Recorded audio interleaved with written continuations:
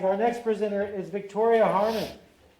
Victoria is an environmental studies major and a political science minor, graduating spring of 2022. Victoria is also pursuing honors in environmental studies, and I think she's on her way there. The title of her presentation, Communication is Key, Recommendations for Scientists and Decision Makers for Implementing Effective Climate Policy. Her host organization was NOAA's Alaska Fisheries Science Center. Her site supervisor there was Dr. Kirsten Holzman, and her faculty advisor was Dr. Lubna Alzaru with the UW Department of English and within the program on the environment. Let's go ahead and give it up to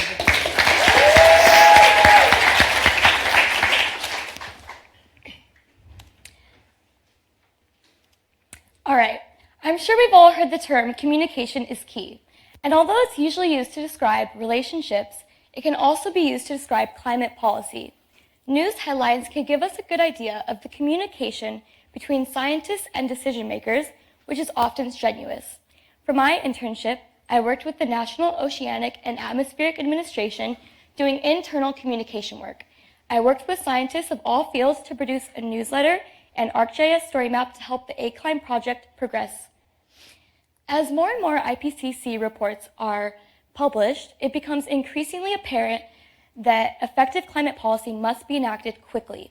Top-down strategies are just as, if not more important, than individual actions. And working with a governmental agency showed me how the collaboration between environmental scientists and decision makers is incredibly important for handling these environmental issues. All right. So even though scientists and decision makers often have different worldviews or perceptions of their work, they still need to be able to collaborate together to create these policies. And so what's missing is adequate communication. And so first we'll look at between scientists. So we need to improve the communication between scientists, and then we can try improving communication between scientists and decision makers. And this led me to my research questions. So first I asked, what are the best preferred communication methods and strategies among scientists and among decision makers? And then I asked, how can these two parties, if their preferences differ, come to common ground? And to do this, I interviewed scientists within NOAA, each with different specializations. I also surveyed scientists and agencies outside of NOAA, and I conducted a literature review concerning the preferences of decision makers. And through my interviews and surveys, I found that visual aids and frequent meetings are highly preferred for scientists. Scientific jargon prohibits or inhibits communication, and face-to-face interactions are highly valued. Relationship building is also highly valued. For my literature review, I found that a high hierarchy of leadership is highly preferred, and it's preferred that scientists understand the influence that decision makers have. So this funnel graph shows that trust building is the preferred method of communication for scientists when communicating with one another. Visual aids and limited use of jargon are also valued. And here I combine my data of scientists with data outside of my own data, other studies, to show the comparison of values for different communication categories, which are shown on the x-axis. The y-axis shows us the percentages of respondents that value each category, with green being scientists and blue legislators. And if we see the last column, it shows that relationship building is highly valued by both parties. This shows us that we really want these two groups to collaborate and communicate with one another. And we really want them to be building those personal relationships to allow them to get to know one another on a more personal level rather than just nothing. So scientists should pay attention to the political terms of decision makers. It's much more effective to contact them in the beginning of their terms rather than during election season or at the end of their terms. And additionally, because there's such a disconnect in expectations, decision makers can create a list of recommendations, such as where they are lacking scientific understanding and what topics they are most concerned with.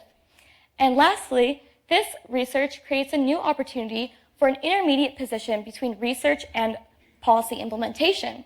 So if the two parties are still having trouble connecting, a third party can be introduced to facilitate that communication. And so when these relationships are built, environmental research can begin to have a stronger influence on our climate, public view of policy could improve, and humans can continue to have a positive impact on our environment. And interdisciplinary work is incredibly important for solving issues such as climate change because we really need an input of so many people of all sectors, of all backgrounds, and all their inputs together. Thank you. I would like to thank my site supervisor, Kirsten Holzman, my faculty advisor, Lumna Alzaru, Sean, and my friends and family for supporting me throughout this whole journey.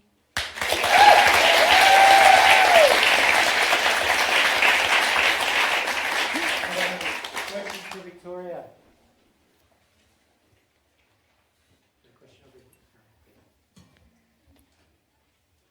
Eli. So, I mean, this is super cool. I mean, it's really actually super cool what you did, and sort of so strongly, really cool. And I have this question, which is, like, okay, so in the future, we may have legislators that represent better the people in our nation, right? Mm-hmm. So there might be something we might look into, well, instead of sort of the houses of power as the people populating those houses of power, both in science and also in policymaking begin to shift. Do you think that thinking into the future, what is valued between those groups may shift? Do you know what I'm asking? A little bit. As the revolution happens. Right. Okay. So thinking like if decision makers would kind of change their values for the environment, is that kind of what you're getting at? No, if decision makers are more broadly representative of the citizenry of our nation. You know, both in sort of where they're coming from, both in terms of race and culture, but also in terms of sort of economic status and things like that. If there was a policymakers that represented the people more directly. Okay. Yeah, then I completely think that it would, communication between the two parties would improve because I think that, like I mentioned in the beginning of my presentation, a lot of times people think that, or even just themselves, they think of themselves as two completely different worlds, science and politics.